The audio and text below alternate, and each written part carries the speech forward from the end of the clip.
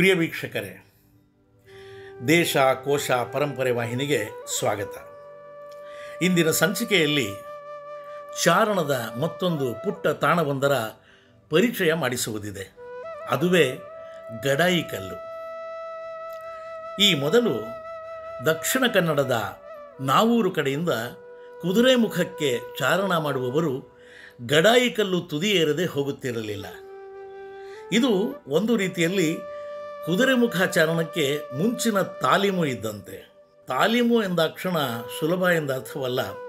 ಕರ್ನಾಟಕದ ಪಶ್ಚಿಮ ಘಟ್ಟಗಳನ್ನೆಲ್ಲ ಸುತ್ತಿ ಬಂದಿರುವ ಚಾರಣಿಗರೇ ಹೇಳುವಂತೆ ಗಡಾಯಿಕಲ್ಲು ತುದಿಯೇರಿ ಬಂದರೆ ಮೈಯೊಳಗಿನ ಕೊಬ್ಬೆಲ್ಲ ಕರಗಿ ಹೋಗುತ್ತದೆ. ದಕ್ಷಿಣ ಕನ್ನಡ ಜಿಲ್ಲೆಯ ಬೆಳ್ತಂಗಡಿ ಒಂದು ತಾಲೂಕು. ಇಲ್ಲಿಂದ ಗಡಾಯಿಕಲ್ಲು ಕೋಟೆಗೆ ಕೇವಲ 5 ಕಿಲೋಮೀಟರು. ಇಲ್ಲಿನ ಮಂಜೊಟ್ಟದಿಂದ ಪ್ರಾರಂಭವಾಗುವ ಹಾದಿ ಏರುಮಲೆ ಹೊಳೆ ಸಮೀಪದ ಗಡಾಯಿಕಲ್ಲು ಪ್ರವೇಶ ದ್ವಾರಕ್ಕೆ ಬಂದು ಸೇರುತ್ತದೆ. ಬೃಹತ್ತಾಗಿರುವ ಭದ್ರವಾದ ಕಲ್ಲು ಕಂಬಗಳ ಈ ಮಹಾದ್ವಾರವೇ ಕುತೂಹಲದ ಆಸಕ್ತಿ ಕೆರಳಿಸುತ್ತದೆ. ಎಲ್ಲ ಚಾರಣ ತಾಣಗಳಲ್ಲಿರುವಂತೆ ಇಲ್ಲಿಯೂ ಅರಣ್ಯ ಇಲಾಖೆಯ ಚೆಕ್ಪೋಸ್ಟ್ ಇದೆ. ಆ ಮೂಲಕವೇ ಪ್ರವೇಶ ದರ ನೀಡಿ ಮುಂದೆ ಸಾಗಬೇಕಾಗುತ್ತದೆ. ಗಡಾಯಿಕಲ್ಲಿನ ತಪ್ಪಲಿನವರೆಗೂ ಅಂಕುಡೊಂಕಿನ ಹಾದಿ. ಮೇಲೇರಿ ಹೋಗುವಾಗ ಶಿಥಿಲಗೊಂಡಿರುವ ಅಂದಿನ ಮೆಟ್ಟಿಲ ಹಾದಿ ಗೋಚರಿಸುತ್ತದೆ.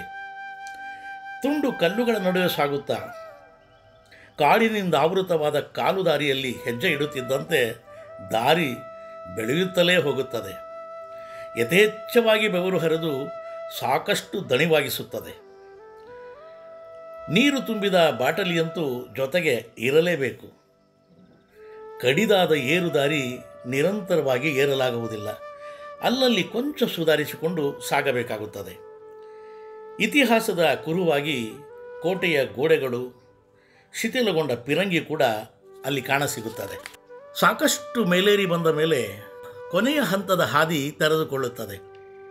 ಅದು ದೈತ್ಯಗಾತ್ರದ ಆನೆಯಾಕಾರದ ಬಂಡೆಯ ಮೂಲಕ ಸಾಗುತ್ತದೆ.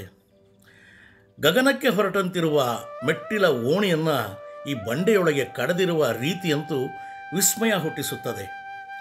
ಏದುಸಿರು ಬಿಡುತ್ತಾ ಮೆಟ್ಟಿಲುಗಳನ್ನು ಏರುತ್ತಿದ್ದರೆ ಈ ಹಾದಿ ಮುಗಿಯುವುದೇ ಇಲ್ಲ ಎನಿಸುತ್ತದೆ. ಬೆವರು ಹರಿದಂತೆಲ್ಲ ನೀರಿನ ಬಾಟಲಿಗಳು ಬರಿದಾಗುತ್ತವೆ. ಪಾದದಿಂದ ತೊಡೆಯವರೆಗೂ ನಡುಕ ಹುಟ್ಟಿಸುವ ಈ ಮೆಟ್ಟಿಲುಗಳು ಕೆಲವು ಕಡೆ ನಮ್ಮನ್ನು ಚತುಷ್ಪಾದಿ ಅಂದರೆ 4 ಕಾಲಿನ ಪ್ರಾಣಿಯಂತಾಗಿಸುತ್ತದೆ. ಕೊನೆಗೆ ಶಿಖರ ತಲುಪುತ್ತಿದ್ದಂತೆ ಆಗುವ ಸಂತೋಷ ಎಲ್ಲ ಪಡಿಪಾಟಲುಗಳನ್ನು ಮರೆಸಿಬಿಡುತ್ತದೆ. ಶುಭ್ರ ವಾತಾವರಣವಿದ್ದರೆ ಸುತ್ತಲಿನ ಸುಂದರ ಪ್ರಕೃತಿಯ ನೋಟಗಳು ಮತ್ತು ಕುದುರೆಮುಖ ಪರ್ವತ ಸರಣಿಯನ್ನು ಕೂಡ ನೋಡಬಹುದು. ದಕ್ಷಿಣ ಕನ್ನಡದ ಬೆಳ್ತಂಗಡಿ ಸಮೀಪದ ಈ ಗಡಾಯಿಕಲ್ಲು ಕರ್ನಾಟಕದ ಗಿರಿದುರ್ಗಗಳಲ್ಲಿ ಒಂದು. ಈ ಗಿರಿದುರ್ಗ ಸಮುದ್ರ ಮಟ್ಟದಿಂದ 1788 ಅಡಿಗಳಷ್ಟು ಎತ್ತರವಿದೆ. ಈ ಏಕಶಿಲಾ ಶಿಖರ ತನ್ನ ಪಾದಭೂಮಿಯಿಂದ 1200 ಅಡಿಗಳಷ್ಟಿದ್ದು ಬೃಹತ್ ಗಾತ್ರದ ಆನೆಯಂತೆ ಕಾಣುತ್ತದೆ. ಈ ಪ್ರದೇಶವನ್ನು ಆಳಿದ ಬಲ್ಲಾಳ ರಾಜರಲ್ಲಿ ಒಬ್ಬನಾದ ನರಸಿಂಹವರ್ಮನು ಇಲ್ಲಿ ಒಂದು ಕೋಟೆ ಮತ್ತು ನರಸಿಂಹಗಡ ಎಂಬ ಪಟ್ಟಣವನ್ನು ಕಟ್ಟಿಸಿದ.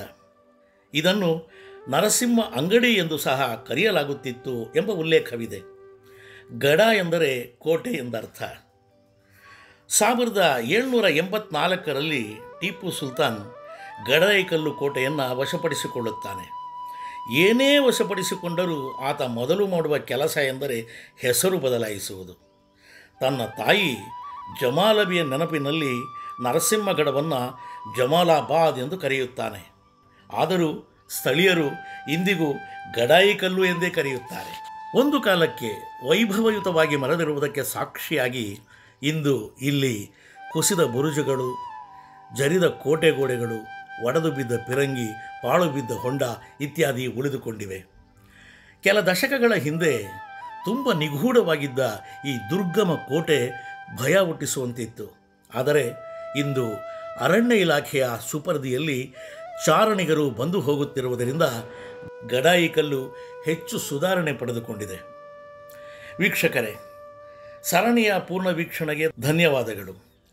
ಎಂದಿನ ಹಾಗೆ ನಮ್ಮ ಕೋರಿಕೆ ಲೈಕ್ ಮಾಡಿ, ಶೇರ್ ಮಾಡಿ, ಹಾಗೆ ಸಬ್ಸ್ಕ್ರೈಬ್ ಮಾಡಿರದಿದ್ದಲ್ಲಿ ದಯಮಾಡಿ ಸಬ್ಸ್ಕ್ರೈಬ್ ಮಾಡಿ, ಬೆಲ್ ಐಕಾನ್ ಒತ್ತಿ. ನಮ್ಮ ಎಲ್ಲ ಸಂಚಿಕೆಗಳು ನಿಮಗೆ ನೇರವಾಗಿ ತಲುಪಲು ಸಹಕರಿಸಿ. ಮತ್ತೆ ನಿಮ್ಮ ಭೇಟಿ ಮುಂದಿನ ಸಂಚಿಕೆಯಲ್ಲಿ. ನಮಸ್ಕಾರ.